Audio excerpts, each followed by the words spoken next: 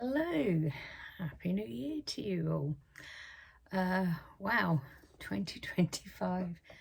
Brilliant, brilliant. I hope you all had a good Christmas or Yuletide or a holiday, whatever it is that you celebrate. I hope it was good for you. And I hope you have an amazing 2025. I have a feeling that mine is going to be very busy. I should be writing a couple of 3 books. So yeah, it's going to be very busy. Plus I'll be doing some book tour as Amber Raven. Now, you probably think that I just sat around drinking wine, eating chocolates and everything else over the holiday period. I did some of that. No, I did a lot of that. Had a fantastic Christmas day with our eldest daughter, our middle child, Nicola and her family, and the 2 granddaughters.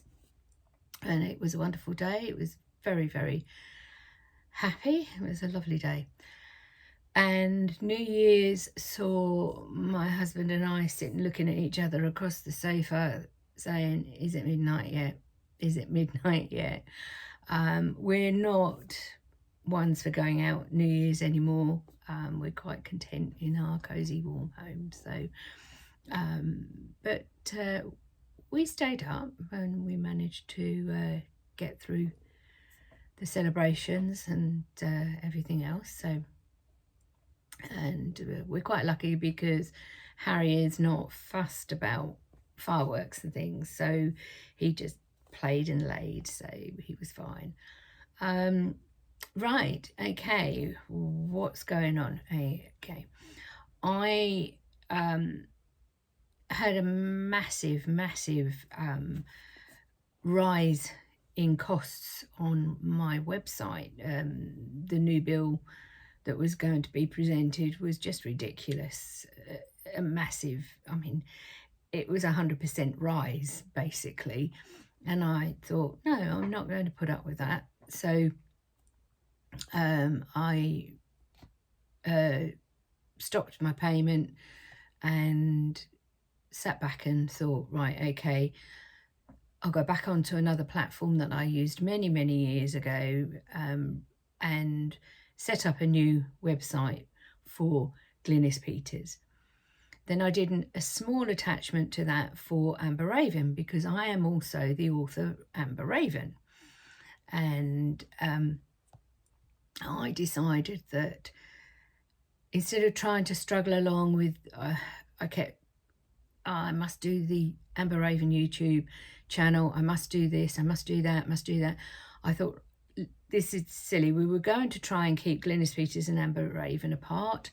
It's not happening. I mean, a lot of people who are supporting me are all very kindly putting it out there, but they're also putting it out that, oh, Glynis Peters, the author, has done this as Amber Raven, the author. So time for writing for me was going to be cut down with doing double marketing platforms, everything else. So I spent my time doing that. And today the Amber Raven, it only got 1 subscriber because I hadn't really done much with it.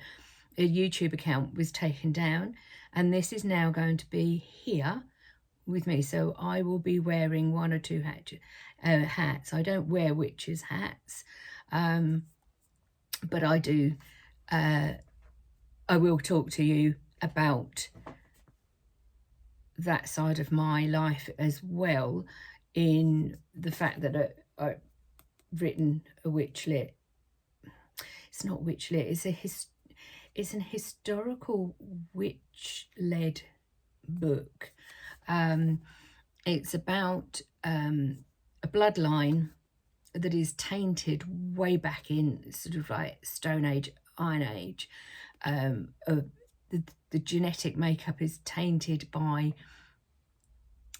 greed and anger and so on. So future generations, you have a split, and it tended to be the women who were more on the genteel side and the caring side, and the men who wanted to dominate. And as that fed through over generations, a woman who was the victim, if you like, of the original aggressor, she began, her sons were allowed to be, she was attacked and held by this man just to produce children. The sons were kept going and the girls were taken away. Well, after a while, she started hiding her daughters, and this is just a brief in the book. You don't really read much about it, but she formed a form of a coven and taught her girls to heal, what herbs to use, and so on. And so that fed through other generations. And the females on that bloodline took forward the white gene, and the males took forward the dark, the black. And over a period of time, there was Bridget. She was a witch, and she was burned at the stake. And before her death, she cast that the Netherwell women, the witches of the Netherwell witches, would only ever give birth to daughters. And that went on, and the women never married, or if they did fall in love, but they had a child and things happened, but it was always a daughter. Then in the 1960s, a woman, Moonstone, she gave birth to twins. This had never happened, and it was twin daughters. And it becomes very obvious that one is slightly darker in her genetic makeup than the other one. She's quite a strange woman, confused by a lot of things.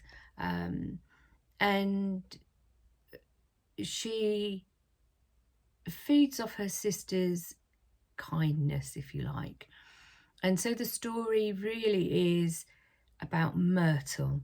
Now, Myrtle Netherwell is one of the twins, and the ancestors who communicate through the Tree of Life to the Netherwell women know that she's of importance to their bloodline. So things happen, things have to be done, and yes, there is no graphic rape story in here, or sexual attacks, but it happens, and you know it happens. I don't linger on the topic. I'm not cold about it, don't get me wrong. I just don't think that it needs to be solid ground in the book. I wanted it to get across what could happen in the past, what happens now, and so on. But I did not, and this is not a trigger warning, but it is I mean, I've read a lot worse, believe you me, without knowing that it was going to be in the book. But yeah, so in the Wayborn Witches, you have this bloodline going on, this bloodline battle, basically. And somewhere along the line, it's going to have to stop. There's going to have to be a winner. But nobody seems to know, because of Bridget's casting of daughters only and so on. No one knows how this is going to go about. So this set of twins were very valuable, but some didn't want the second twin to live, and that is Myrtle. So there are lots of things going on, a big battle in there. Myrtle Netherwell was my imaginary friend when I was 10. I'm born on Halloween, always been fascinated. by the spiritual side of the witchcraft, and I've been slowly releasing myself into the journey that I wanted to follow as a child, but never would. And I feel free. I feel happy. I feel free. We've got a comfortable home. I've got a very, very good, a very, very loving and a very supportive husband.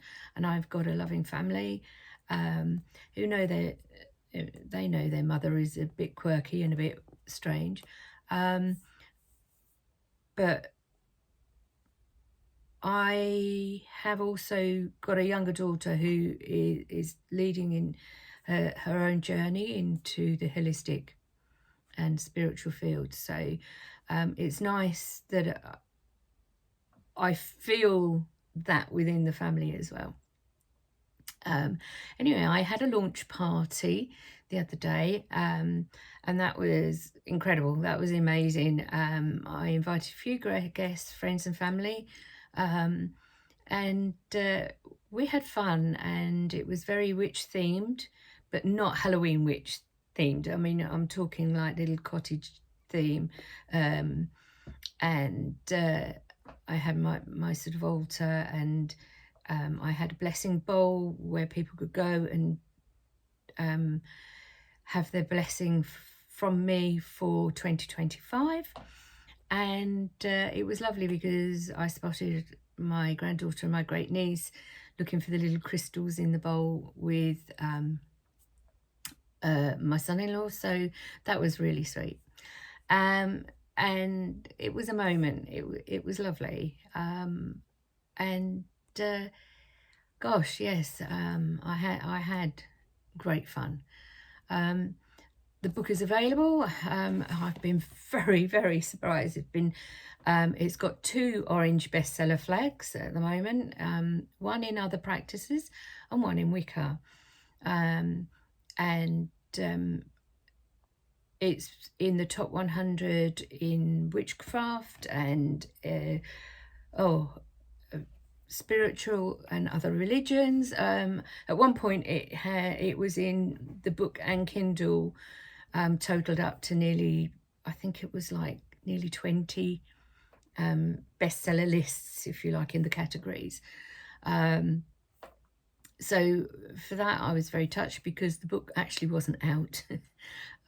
It's out now and it's still retained its bestseller flags on Amazon. That said, the book is also going to be available in, or is available in bookshops, independent stores and large stores. So I'm actually going off to Norfolk on the 25th. I'm going to Dis in Norfolk, and I will be at the Dis publishing bookshop, and I will be there on the 25th from 11 o'clock till 1 o'clock. And so if you're in the area or live around that area, please drop by and say hello. I'd love to see you. But I shall be there. And then I'll also be doing a little bit of a tour around Wyndham, ready to pick back up on the ideas of me setting another book in an area. And I shall be popping into the Elemental Emporium shop over there. Absolutely love it. Kickstarted my journey off for things for my altar from there. Samantha is very, very supportive, so I shall be taking her a copy of the book. And I shall also be asking her a few questions because I'd like to feature her shop as it used to be, because the new book that I will be writing will be set in the Victorian era. So we will see how we go with that. Anyway, it's enough about that. So yes, so that book is out, and we're all quite excited by the book. Well, I am, and my publisher is, so that's quite good. And I haven't got a drink with me today, but I have a beautiful new mug, which I will sip out of delicately on the next video, and then show you that, because that's a gift from Deborah Carr for Christmas, so that was really lovely. Thank you, Deborah. Yeah, so 2025, well, better get on, better do this business of sorting out the videos and whatever else it is I'm going to do. I don't know. My brain is just a little bit of a whiz at the moment. So yeah, so Happy New Year to you all. Good health and lots of happiness. And thank you for your support. And I will regroup again on another day for a quick chat. It may well be from a coffee shop that's now become a coffee shop and book club and a space to read, and it's just up the road from me, and I got a gift voucher for Christmas from there. So I shall take time, sit and write notes, quietly read, and enjoy some gorgeous looking cakes and cookies and coffee, and oh yeah, yes, the baristas up there are spot on with their coffees, so that's lovely. Anyway, take care of yourselves, and I will speak again soon. Bye.